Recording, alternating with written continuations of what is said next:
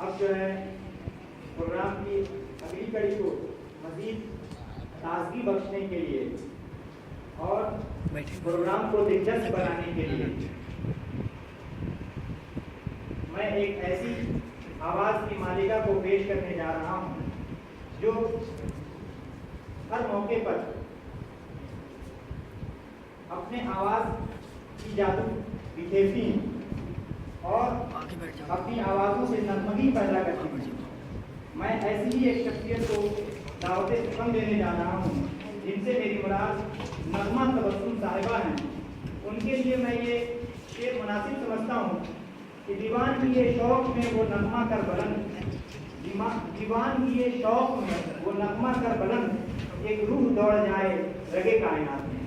इसी आवाज़ के साथ नगमा तबस्सुम साहिबा।